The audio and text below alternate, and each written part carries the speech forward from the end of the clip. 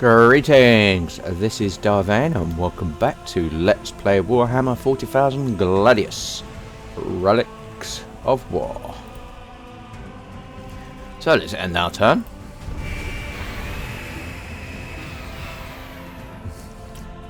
When the proper unguents have been spread and blessings made, a tech marine may well make some minor changes to his charges, in line with Codex Astartes of course, to improve survivability.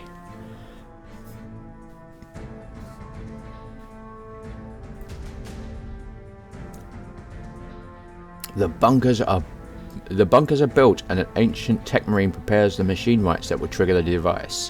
What could be the final battle of your chapter is looming near. Indeed.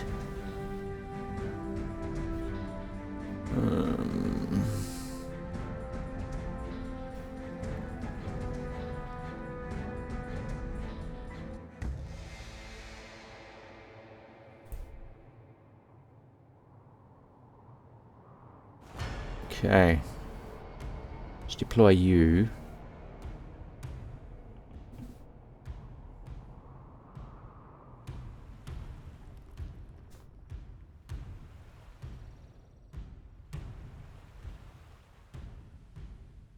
One relic. Try and find where all my relics are. 2 relics. Oh, I'll find out some more. But I'm thinking there's a good place.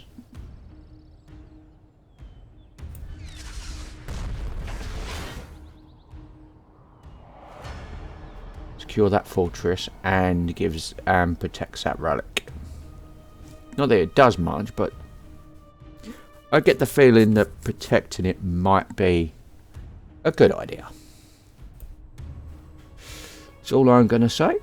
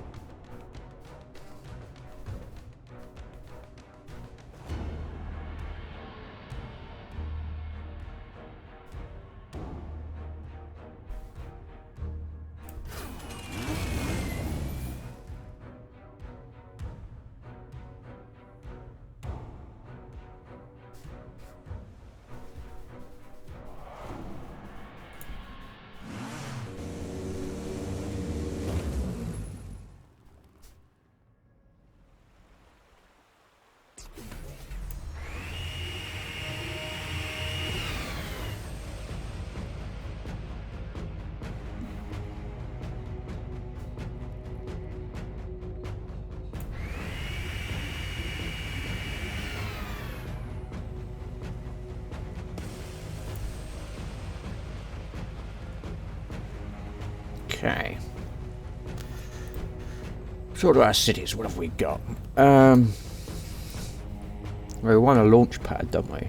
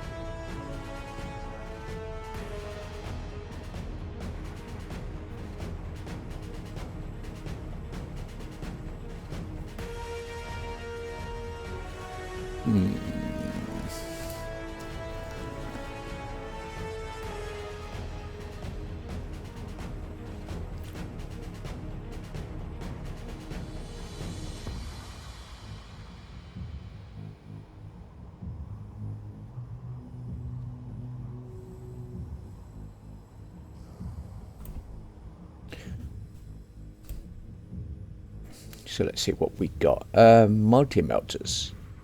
Land speeders and land raiders. A multi-melter weapon. Yeah, that'd be good.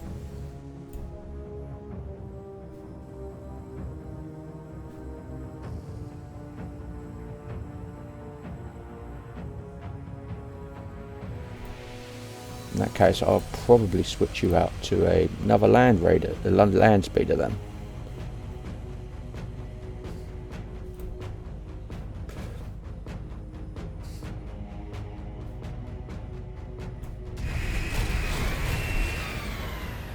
Okay.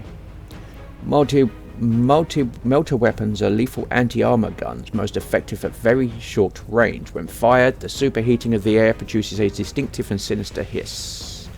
Solid rock is reduced to molten slag, and living creatures are vaporized in an instant.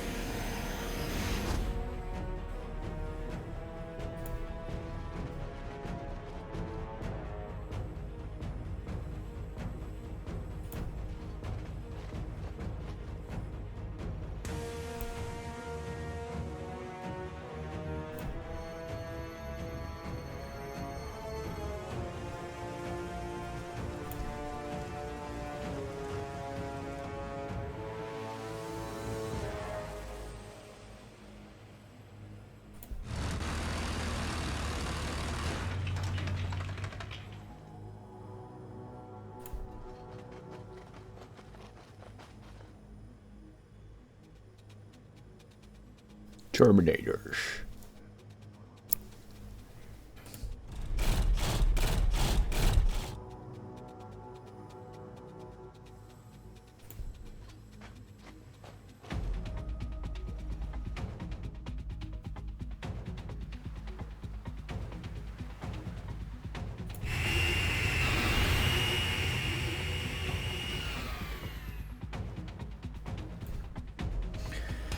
Okay, what have we got?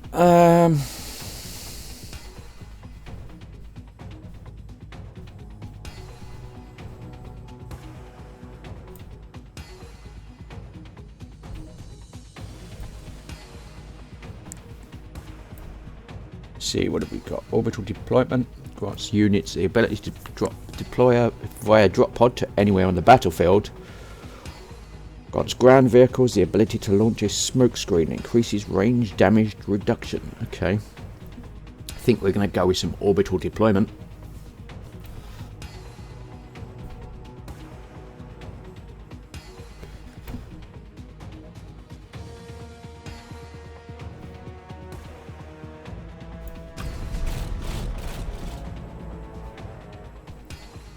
Okay. Grants units the ability to deploy via drop pod to anywhere on the battlefield.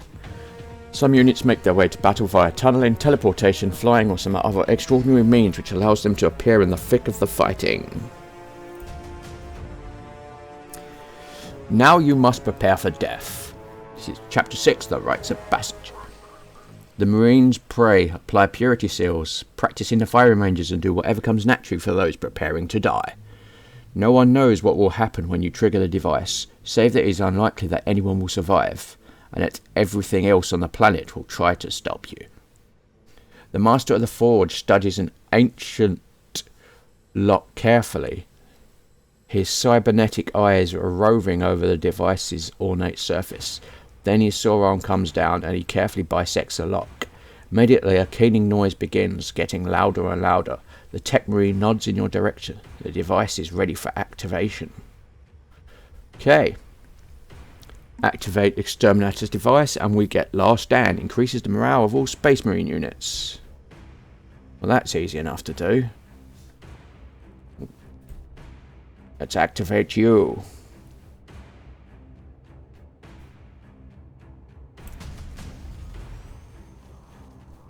Your comms network registers surprise and hostile messages from the other factions on the planet before their forces turn in your direction.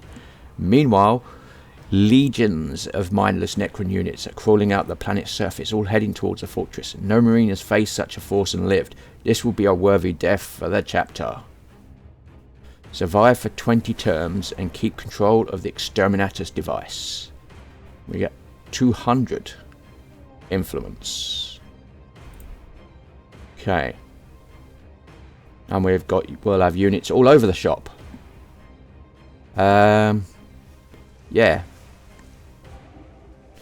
Lots of monoliths. So we've got to get to you.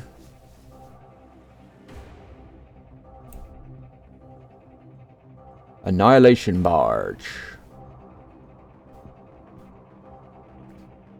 Okay, let's go.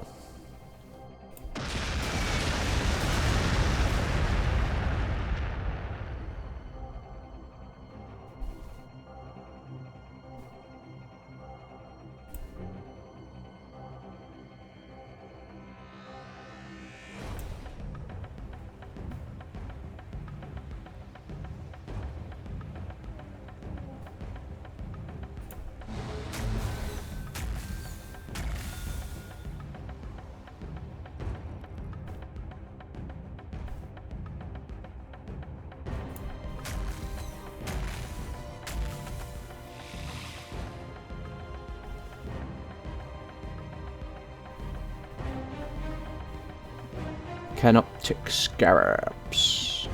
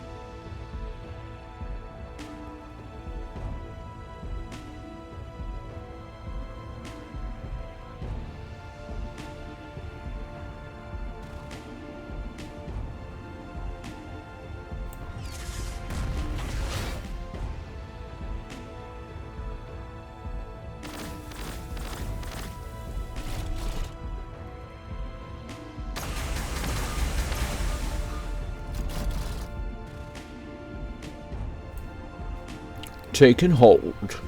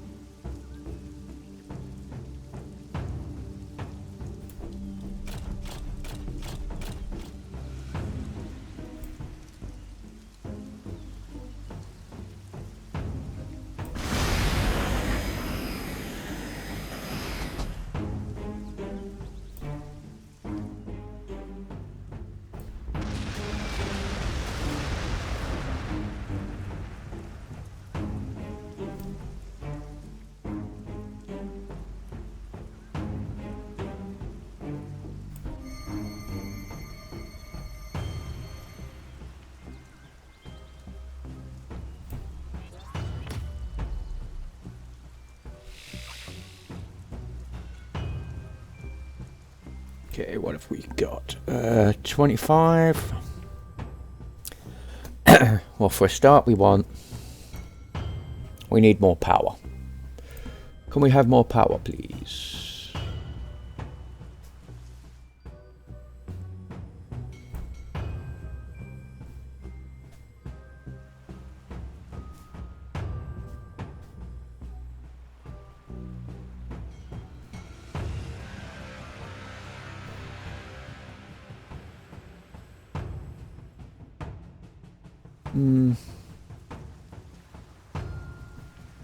Sure. Need you. Airborne interceptor and ground attack unit. Yes. Let's get some more Terminators.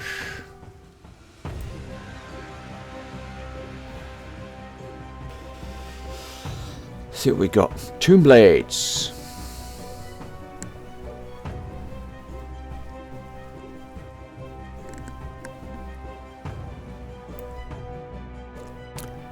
Operated by slave Necron warriors, but guided by super complex navigation programs. These contra-gravity craft move with a speed and agility no living pilot could hope to match. Twin-link Ghost Blasters.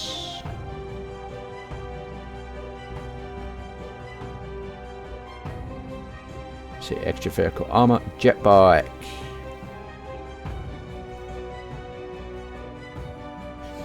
The technology to make reliable and fast, smart, fast skimmers is more difficult than it looks, and for many years only the Eldari had the technological know-how. More recently, the Orks have developed their own clunky version, the Deathcopter, and the emerging Necrons have brought with them unpredictable tomb blades. Living metal, nebula scope, bypasses enemy range damage reduction. This arcane device allows the Tomb Blade's pilot to track his prey through different dimensions, leaving them no place to hide. And Shield Vane. Tomb Blades that are deployed directly into the midst of a world's defences are often equipped with additional armour panels. Then we got, what is it, Microdermis Repair, and the general other stuff for skimmers. Okay, we can do that. What else have we got? Annihilation Barge. Anti-infantry vehicle unit. Annihilation Barge are the Necrons' favourite anti-infantry support platforms. At their overlord's command, the Annihilation Barge's ancient repulsor sleds are coaxed back into life, and the vehicles accompany the Tomb World's army to war. Each is armed with a link pair of Tesla destructors, enormous energy cannons that fire arcs of crackling lightning and are deaf to lightly armoured targets. They have a Gauss cannon and a twin-linked Tesla destructor. So Tesla increases the attacks. A Tesla weapon unleashes a bolt of living lightning that crackles from foe to foe after hitting its target, charring flesh and melting armour. Tesla bolts feed off the energy released by the destruction. The lightning become more furious with every fresh arc. See what you've got. Living metal. It's understandable why the Necrons build their vehicles from the same living metal as their own bodies, given how durable it is and how well suited it is to repairing damage sustained in the field. Open topped. Some vehicles have only a little armour, making them more vulnerable to damage because of their lightweight construction. However, such vehicles make for excellent assault transports as their passengers can disembark with greater ease.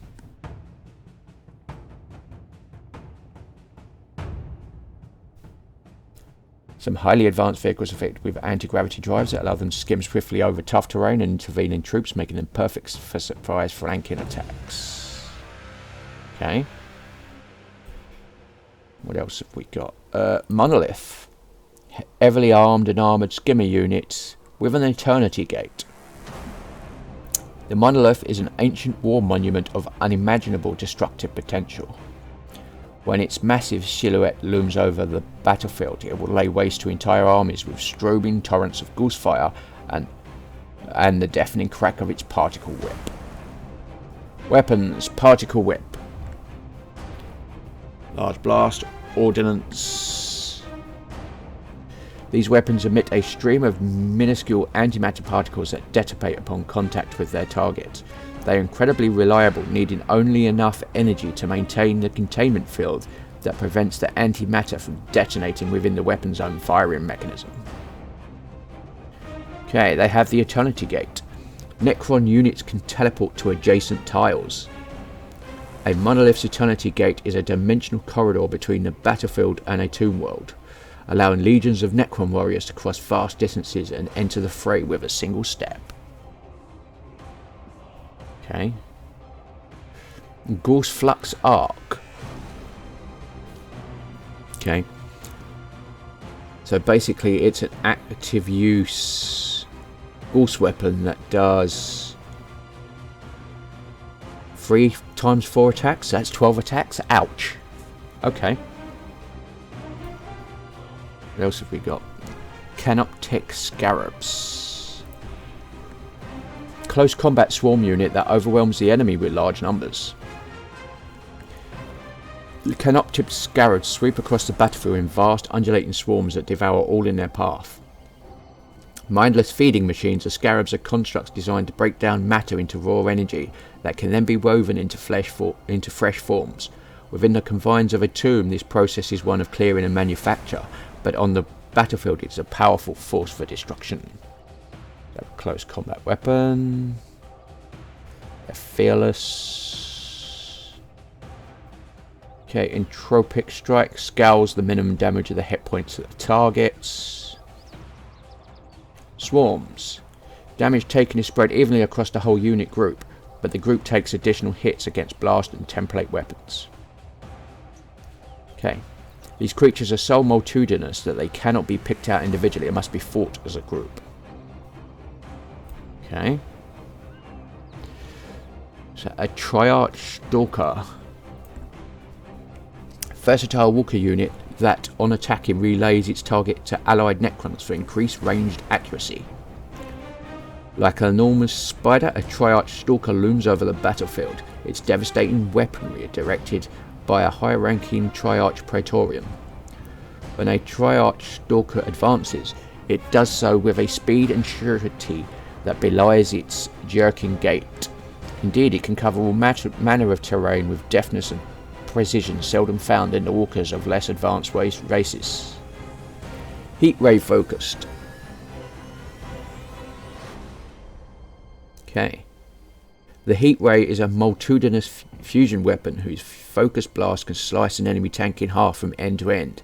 Should the heat ray be turned upon enemy infantry, the operator can instead fire a dispersed beam, bathing his target in clouds of scorching plasma.